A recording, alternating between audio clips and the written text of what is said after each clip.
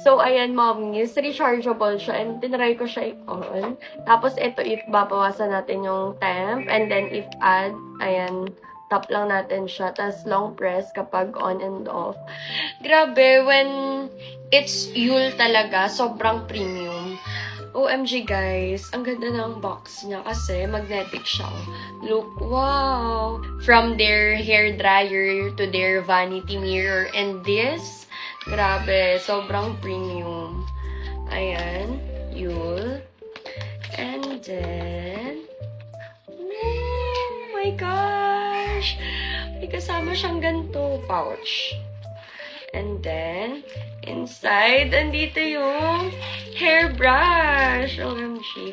So, this time, I pick the pink one since yung vanity ko from Yule also is pink. Pero yung hair dryer ko is parang brown ba yun? Yung napili ko. So, ayan, this one, pink naman siya. Ang ganda.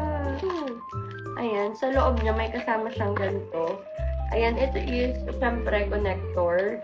And then, ipet kapag straight tayo ng hair. Pero, okay lang naman siguro if hindi na tayo gumamit ng ganon.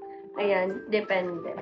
Ito yung mismo hairbrush ng Yule. And I'm so excited to try this one. I'll going to shoot another video using this hair straightening brush from Yule. Pero, ayan, this is what it looks like. Pink yung meron ako and meron siyang kasamang gantong pouch. Box pa lang ha. Look.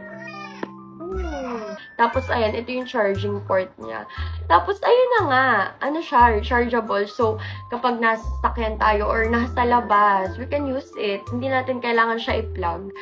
So, ayun, mommies, if you want, or guys, if you want, we'll put the link na lang sa aking basket. So, ayun lang. Bye!